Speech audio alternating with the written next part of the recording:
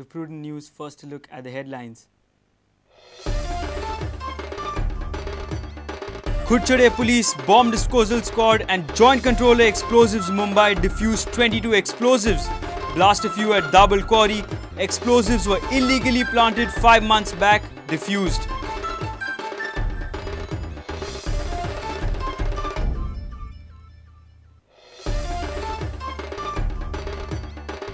Is Goa the next venue for BJP's national executive?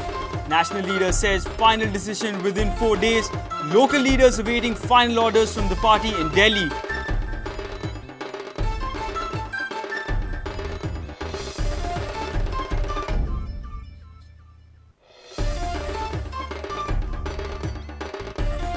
Woes of mining ban affected continue. Not only truck owners, small transporters also out of work facing crisis. Special report on conditions in mining belt.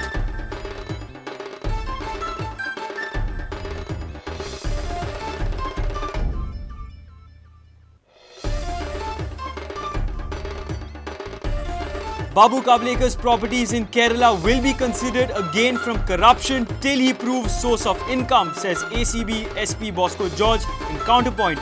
ACB to probe IDC plot scam.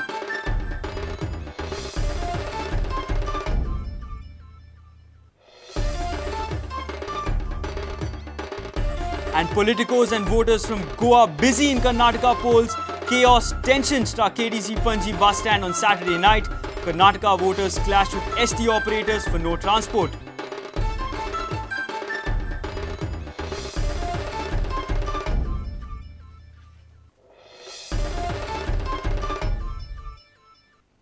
Now the news in detail. Curchorem Police Inspector, Bomb Disposal Squad and a team of Joint Controller Explosives from Mumbai carried out 2 explosions at a quarry site in Dabal, Bandoli on Sunday. The operation was a part of defusing and destroying explosives hidden by a racket involved in illegal quarry and stone crushing. Altogether, 22 explosive detonators were found planted at this Dabal Bandoli quarry site. Curchorem Police had arrested 11 people on 7 December 2012 in this illegal quarry business.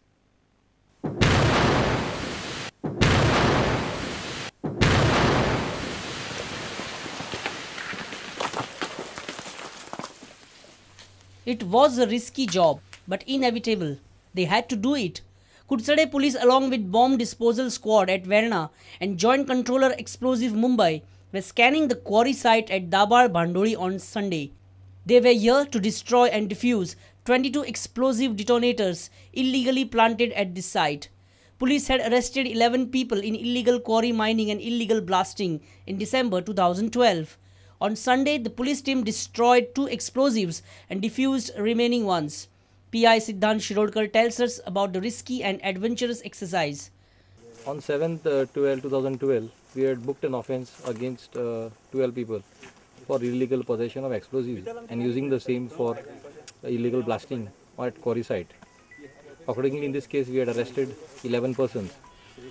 And during the course of investigation, we came to know that 22 explosive detonators and other materials were stored at the quarry site, and we used the services of bomb squad and we protected the scene.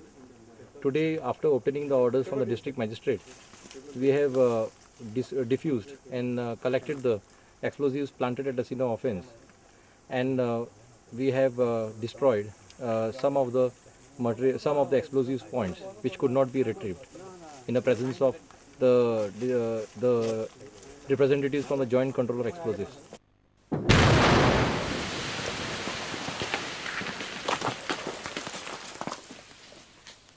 Mayur Naik for Prudent.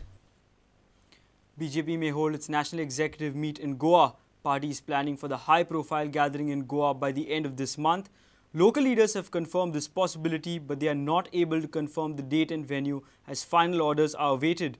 Central Committee in its last meeting had decided Goa as their next venue for national executive meet.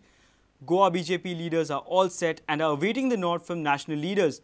Goa desk in charge Aarti Mehra says chances are bright and the final decision might come within the next 4 days. The hype of the national executive of Bharatiya Janata Party is catching up. This high-profile BJP gathering is likely to be held in Goa towards the end of May or beginning of June. Prudent tried to confirm this info with party central leaders. Goa desk in charge Aarti Mehta in a telephonic conversation said that though nothing has been finalized yet, Goa has bright chances of hosting forthcoming national executive meeting. हाँ वो तो कई बार से हो रही है, जैसे ही हो जाएगी अभी बस कंफर्मेशन होगी 2-4 दिन में। पर गोवा में होने की तो कंफर्म है। हाँ चांसेस हैं, अच्छे चांसेस हैं। अभी फाइनल नहीं हुआ तो इसलिए अभी कुछ कह नहीं पाऊंगी ना।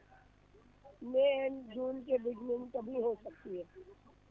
Advocate Narendra Sawoykar has said that nothing is finalized till date, though Goa venue was decided in the last meeting. National leadership will consider all the factors, including the rain factor, and give its decision within next 4 to 5 days. February in Delhi National Councilची meeting झाली. त्या टायमार त्यांनी सांगलेले propose केले की मुका फुडली जी national एक्झिक्युटिव्हची meeting आसा ती गोव्यान करची अशें म्हणून. पण त्या संदर्भातले तारखो हेजे कांयच अजून फायनलायझेशन आमचे कडेन येवना. 20-22 तारखे उपरांत गोंयान पावस आसता कळ्ळें. त्यामुळे त्या सगळ्या गजालीचो विचार करून आमची लिडरशीप जी आसा ती योग्य निर्णय घेतली त्या संदर्भात. त्यामुळे जर करपाचे जावपाची जर आसत नॅशनल एक्झिक्युटिव्ह जाल्यार फुडल्या एक 4-5 दिसां भितर कळत आमकां इतलें जातलें. Lokik Shilkar for Prudent. Ban on mining has affected the livelihood of mining dependents. Not just the shopkeepers and truck owners, but small transporters too are facing the brunt. They are not in a position to pay the installments of bank loans. Mining dependent transporters have demanded the government to work out a scheme on the lines of the scheme introduced for truck owners. Mayur Naik reports.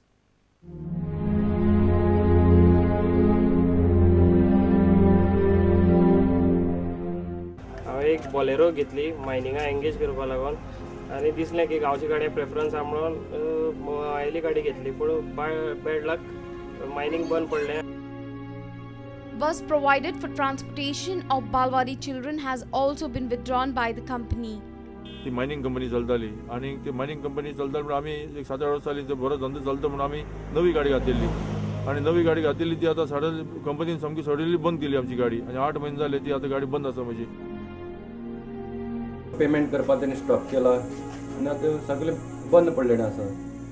तेय B आमी म्हणटात आमी मायन चालना आनी आमी पयशे दिवपाक शकनात म्हणून तेणी पेमेंट स्टॉप केलेलें आसा.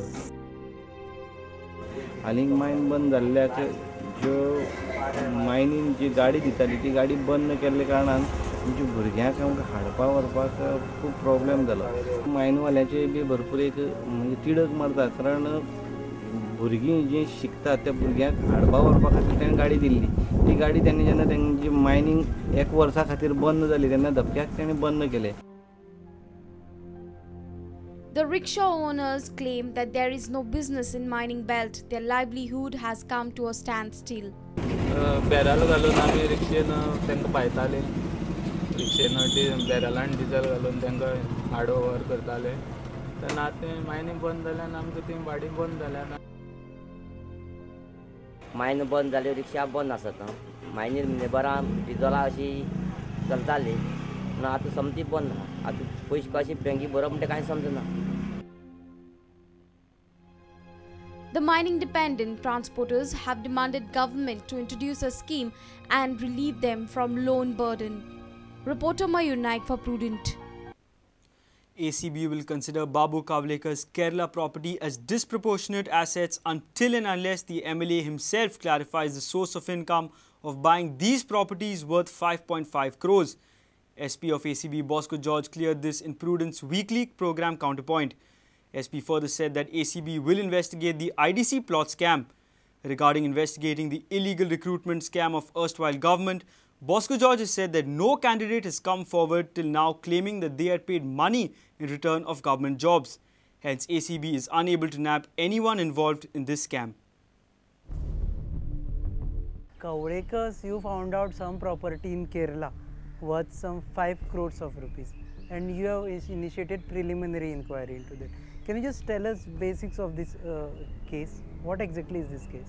See, there are 13 properties of, and I understand they are rubber plantations, which were bought in the state of Kerala. Now, 9 of these properties are worth 26 lakhs. One property is worth about 2.50 crores. 2 are about 34 lakhs, 1 about 17 lakhs. So in this way, these were investments that were done for land holdings in the state of Kerala.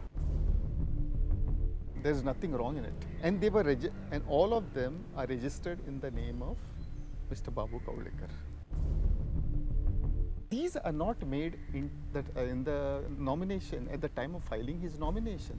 So I have to presume that these are illegal investments.